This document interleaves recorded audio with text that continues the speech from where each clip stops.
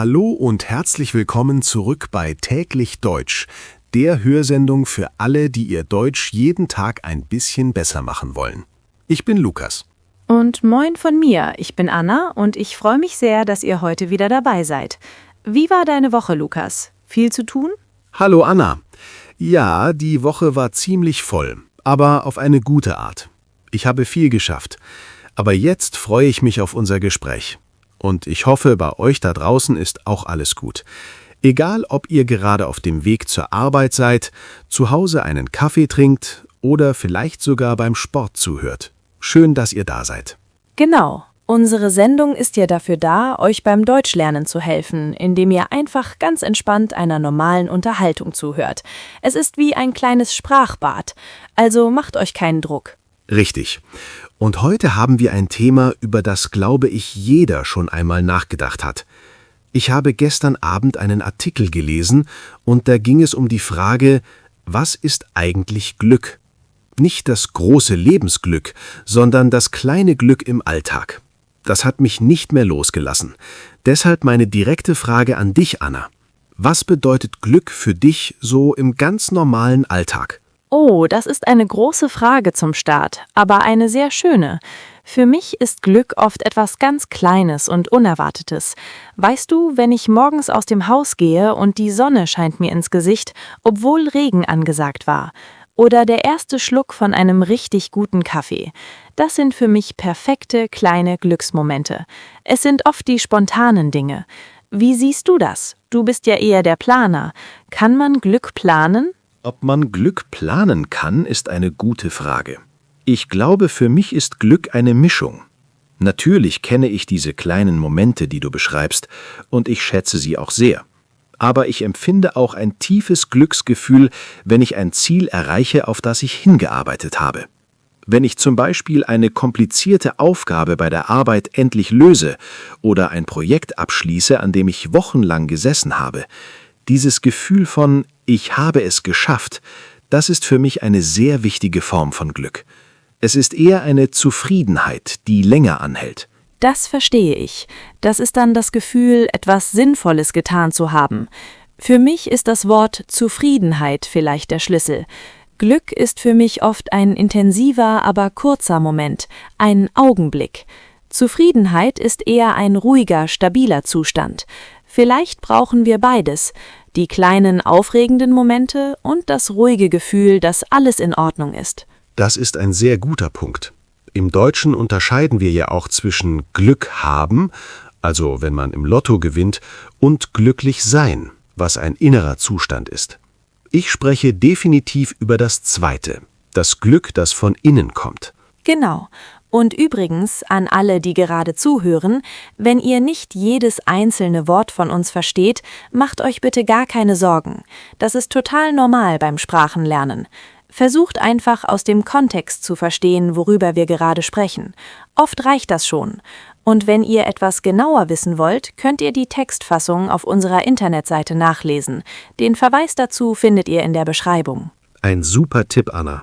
Aber zurück zu unserem Thema. Du hast von spontanen Momenten gesprochen. Hast du ein konkretes Beispiel für so einen perfekten Alltagsglücksmoment? Oh ja, viele. Letzte Woche zum Beispiel saß ich nach der Arbeit in meinem Lieblingscafé in Hamburg in der Schanze. Ich hatte mein Buch dabei, aber ich habe gar nicht gelesen. Ich habe einfach nur da gesessen, meinen Cappuccino getrunken und den Leuten zugeschaut. Die Sonne kam zwischen den Wolken hervor und hat alles in ein warmes Licht getaucht. In diesem Moment war alles perfekt. Keine Sorgen, kein Stress, nur dieser ruhige Augenblick. Das war pures Glück für mich. Und bei dir? Wie sieht dein perfekter Glücksmoment aus, abseits von erledigten Aufgabenlisten? Mein Glücksmoment ist wahrscheinlich etwas ruhiger. Ich liebe es, am Sonntagmorgen früh aufzustehen, wenn die Stadt noch schläft. Ich mache mir dann in aller Ruhe einen Tee und setze mich ans Lender. Alles ist still. Dann nehme ich mir eine Stunde Zeit, um in einem guten Buch zu lesen oder einfach nur meinen Gedanken nachzuhängen. Diese absolute Stille und das Gefühl von Zeit nur für mich zu haben, ohne Druck, ohne Termine, das ist für mich Luxus und Glück zugleich. Das klingt auch wundervoll. Es ist das Gefühl, die Zeit zu kontrollieren und nicht von ihr kontrolliert zu werden. Das ist wahrscheinlich, was viele mit dem Wort entschleunigen meinen. Genau. Und das führt mich zu einem wichtigen kulturellen Konzept hier in Deutschland, der Feierabend. Für viele ist das nicht nur das Ende des Arbeitstages, es ist ein Ritual. Man schaltet bewusst ab, lässt die Arbeit hinter sich und widmet sich dem Privatleben. Ein schönes Abendessen, Sport, Freunde treffen oder eben ein ruhiger Abend auf dem Sofa. Diesen klaren Schnitt zu machen, ist unglaublich wichtig für die tägliche Dosis Glück und Zufriedenheit. Das stimmt total. Den Feierabend wirklich zu zelebrieren, das ist eine Kunst. Ich merke sofort, wie meine Laune besser wird, wenn ich die Bürotür hinter mir schließe und denke, so, jetzt beginnt meine Zeit. Was mir bei unseren Beispielen auffällt, ist, dass mein Glücksmoment einer war, den ich allein erlebe. Deiner war zwar in einem Café mit vielen Menschen, aber der Kern des Moments war für dich allein. Welche Rolle spielen andere Menschen für unser Glück? Eine riesige Rolle, für mich jedenfalls. Ein Abend mit guten Freunden, an dem wir zusammen kochen, lachen und bis spät in die Nacht reden, das ist für mich unbezahlbar. Geteiltes Glück ist doppeltes Glück, sagt man doch, oder? Wenn ich sehe, dass meine Freunde glücklich sind, macht mich das auch glücklich. Diese Verbindung zu anderen Menschen ist für mich eine der wichtigsten Quellen für Glück. Da stimme ich dir zu, auch wenn ich meine Zeit allein sehr schätze. Tiefe und ehrliche Verbindungen zu ein paar wichtigen Menschen sind essentiell. Oberflächliche Kontakte geben mir persönlich nicht so viel, aber ein langes, tiefes Gespräch mit meinem besten Freund, das kann meine ganze Woche positiv verändern. Für mich ist Glück manchmal wie ein Schmetterling. Wenn man versucht, ihn zu fangen, fliegt er immer weg. Aber wenn man sich einfach ruhig hinsetzt und die Welt beobachtet, dann landet er vielleicht von ganz allein auf deiner Schulter. Man kann es nicht erzwingen. Das ist ein schönes Bild, eine schöne Metapher. Und es passt zu deiner spontanen Art. Ich würde vielleicht sagen, Glück ist wie ein Garten. Man muss den Boden vorbereiten, die Samen pflanzen und regelmäßig pflegen. Dann kann man die Blumen bewundern, wenn sie blühen. Es braucht also beides: die offene Haltung für den Schmetterling und die disziplinierte Arbeit des Gärtners. Ein Garten. Das passt perfekt zu dir, Lukas. Aber du hast recht, es ist wahrscheinlich eine Balance aus beidem. Man kann die richtigen Bedingungen für Glück schaffen, aber den Moment selbst muss man dann annehmen, wenn er kommt. Aber warum fühlt es sich manchmal so schwer an, glücklich zu sein, obwohl objektiv alles in Ordnung ist? Was sind die größten Glücksfallen im Alltag? Puh, da gibt es einige. Ich glaube, eine große Falle ist der ständige Vergleich mit anderen, besonders durch soziale Medien. Man schaut sich die Beiträge an und sieht nur perfekte Urlaube, perfekte Wohnungen, perfekte Beziehungen.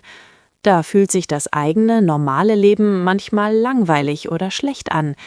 Ich merke, wie mich das manchmal unter Druck setzt, auch immer etwas Tolles erleben und teilen zu müssen.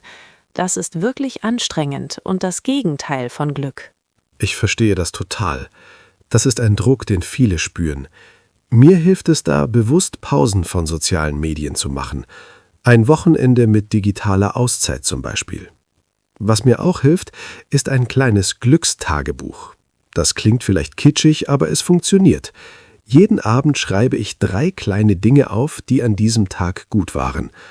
Das kann etwas ganz Banales sein, wie die nette Kassiererin im Supermarkt oder ein Lied im Radio, das ich liebe. Das trainiert das Gehirn, den Fokus auf das Positive zu legen, anstatt auf das, was fehlt. Das ist ein super Tipp. Das sollte ich auch mal probieren. Eine andere Falle ist, glaube ich, immer auf das nächste große Ding zu warten. Wenn ich erst mal den neuen Job habe, dann bin ich glücklich. Oder wenn wir endlich im Urlaub sind, dann entspanne ich mich. Und dabei vergisst man, im Hier und Jetzt zu leben und die kleinen Freuden des Alltags wertzuschätzen. Absolut. Das Glück auf die Zukunft zu verschieben, ist eine gefährliche Strategie. Das Leben findet jetzt statt. Das klingt wie ein Kalenderspruch, aber es ist so wahr.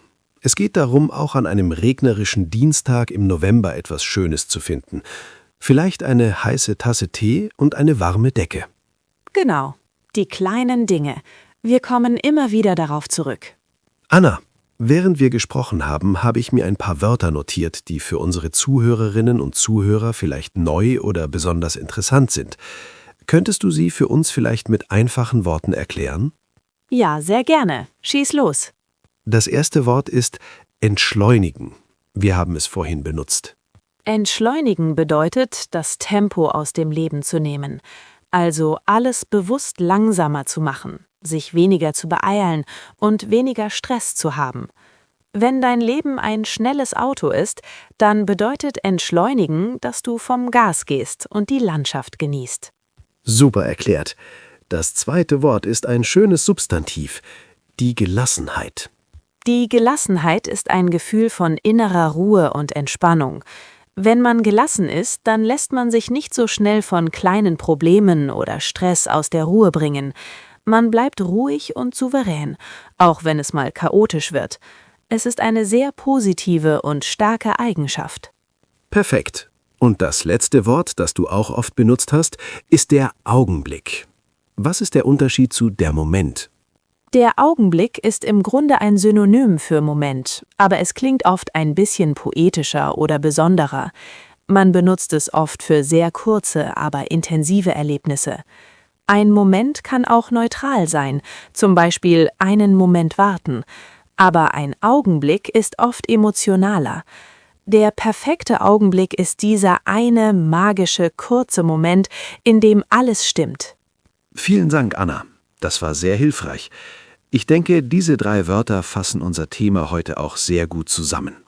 So, unsere Zeit ist für heute leider schon wieder fast vorbei. Fassen wir kurz zusammen. Wir haben gelernt, dass Glück im Alltag für jeden etwas anderes bedeutet.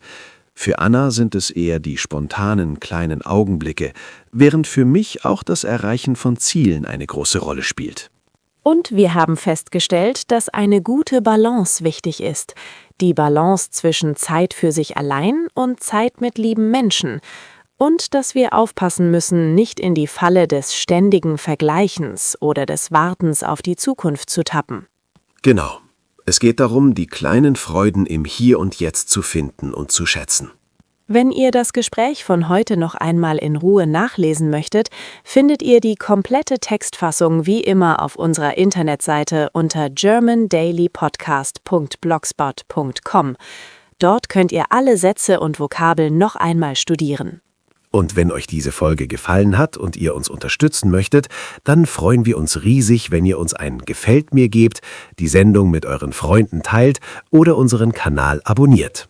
Das hilft uns sehr weiterzumachen. Ja, das wäre super. Und zum Abschluss haben wir natürlich noch eine Frage an euch. Schreibt uns doch mal in die Kommentare, was war euer letzter kleiner Glücksmoment? Wir sind total gespannt auf eure Antworten. Eine tolle Frage. Macht es gut, passt auf euch auf und bis zum nächsten Mal bei Täglich Deutsch. Tschüss.